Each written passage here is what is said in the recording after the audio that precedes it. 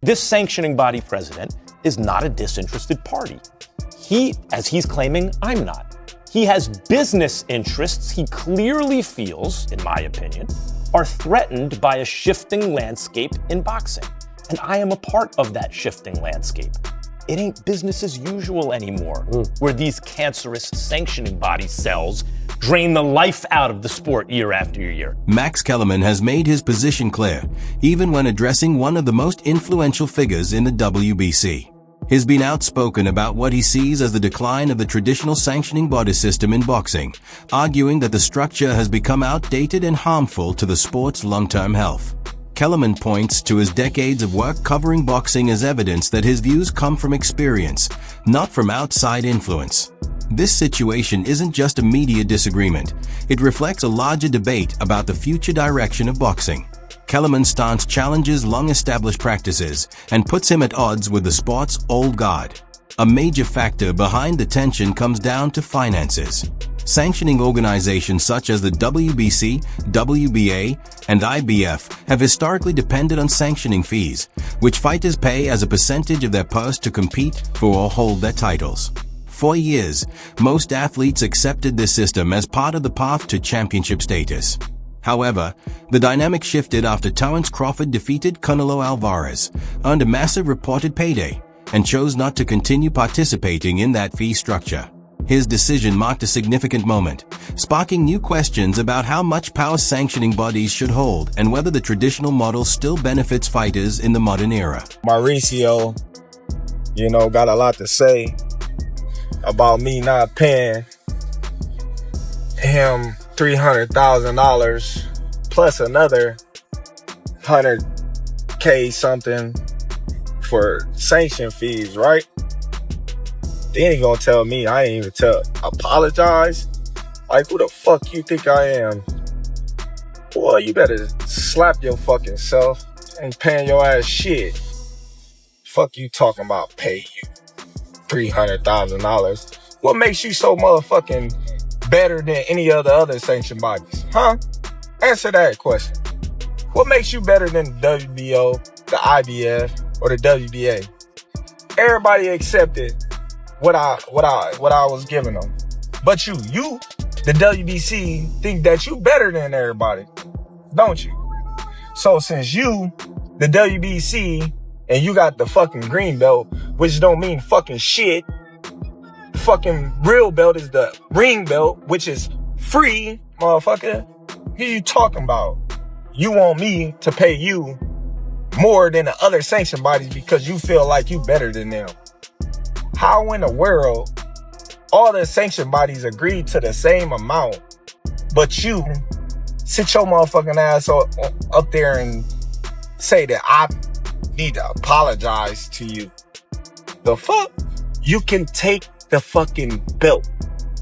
It's a trophy anyway. After Terence Crawford's victory, the WBC reportedly issued him a reduced sanctioning fee, around 0.6% of his purse, which still amounted to roughly $300,000 for retaining the belt he had already earned in the ring.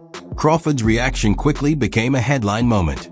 Instead of entering negotiations or arranging alternative terms, he publicly stated that he no longer wished to pay for the belt and viewed it as more of a symbolic item than something worth an ongoing financial commitment. His stance sent shockwaves through the boxing world.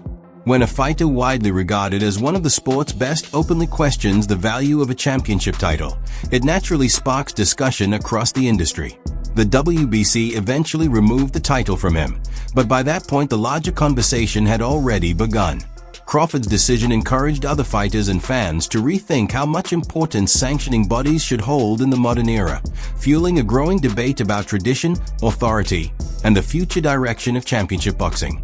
Terence Crawford has been very successful in the ring. He has been a world champion for 12 or 13 years, multiple times with the WBO in super lightweight. He won the WBC super lightweight. Then he unified and became undisputed in welterweight against WBC champion, who was Spence, in a great fight. He petitioned to fight a final elimination bout in super welterweight against Madrimov and remained champion in welter. The WBC supported him. He did not comply with the rules. Then he moves up to super middle and makes the fight of the century, beats Canelo, makes $50 million or around that. The WBC absolutely is not going to charge 3% of such an amount. We made a very clear 0.6%, which is $300,000, with $225,000 going to the Jose Sulaiman Boxers Fund, which is to help former fighters in need. And it is just regrettable. Not even a thank you or I'm sorry, taking a different route. No response. I wish him the best. But this is not. The WBC is huge, it's great, it's about greatness, and I'm relieved, to tell you the truth. As for Max Kellerman, he didn't simply cover the Crawford situation.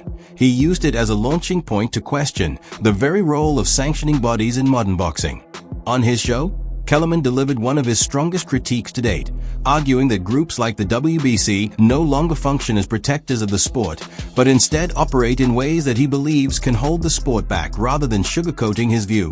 Kellerman drew a sharp analogy, suggesting that some sanctioning bodies take more from boxing than they give. His point was that these organizations often rely heavily on fees and regulations while offering limited value in return, at least in his opinion. It was a direct and forceful statement that amplified the broader debate about whether traditional boxing authorities still serve the sport's best interests. The one doing the critiquing is not a journalist. He's not a disinterested party. Disinterested, by the way, doesn't mean uninterested. They're conflated. Disinterested means you're neutral. You're an observer the way a scientist looks at data, right? They can't be rooting for one outcome or another. And this sanctioning body president is not a disinterested party. He, as he's claiming, I'm not. He has business interests he clearly feels, in my opinion, are threatened by a shifting landscape in boxing. And I am a part of that shifting landscape. It ain't business as usual anymore, where these cancerous sanctioning body cells drain the life out of the sport year after year. Finally, I want to say this. In terms of the thought that based on the identity of my employers, you have to take what I say with a grain of salt. You should. You should consider all these things.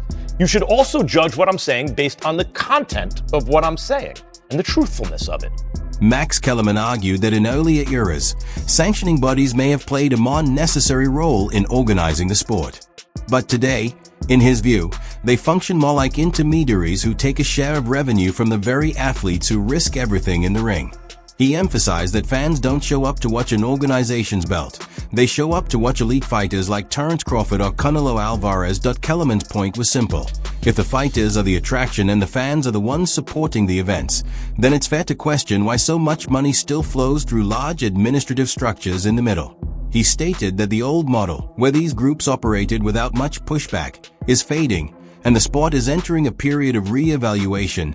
It was this firm criticism, especially his remark comparing the system to something harmful for the sport, that reportedly triggered a strong reaction from WBC President Mauricio Sulaiman. I said exactly what I'm saying now about Ring Magazine championships and the sanctioning body championships for the past 25 years. I have been employed by Ring Magazine for several months now, but I've been saying the same exact thing I'm saying now for 25 years. Just pick up Ring Magazine and it says so inside. They list the real champions in each division, and people say, well, what gives what gives Ring Magazine the legitimacy to rank champions? What about the sanctioning bodies? No, the sanctioning bodies have blown it a million ways. You got receipts? I got receipts. Let's get it. Posted on. When Mauricio Sulaiman heard Kellerman's criticism, his response wasn't centered on numbers or financial transparency. Instead, he questioned the motives behind Kellerman's remarks.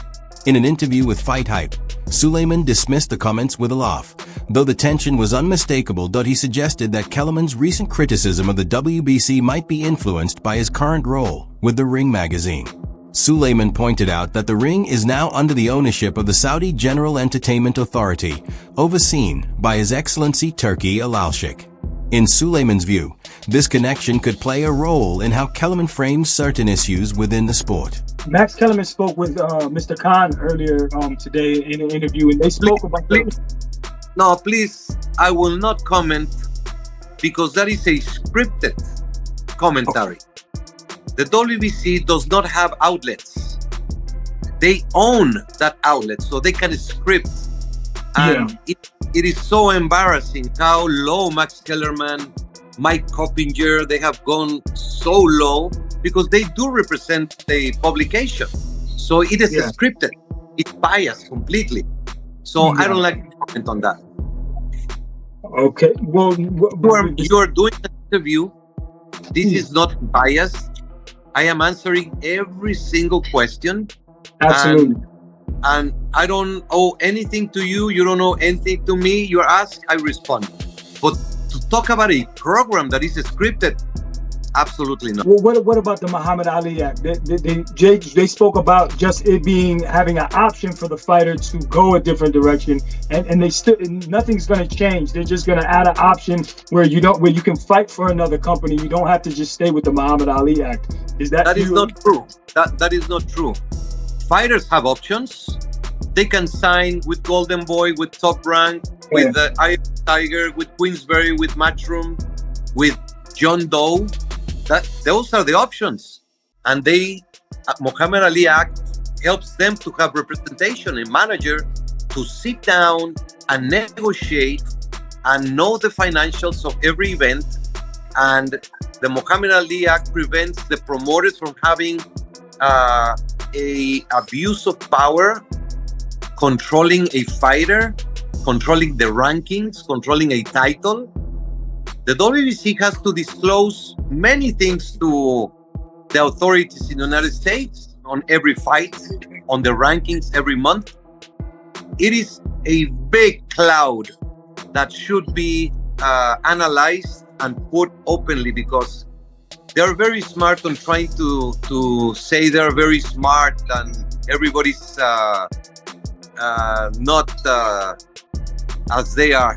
It is a very controversial thing that should not be taken lightly.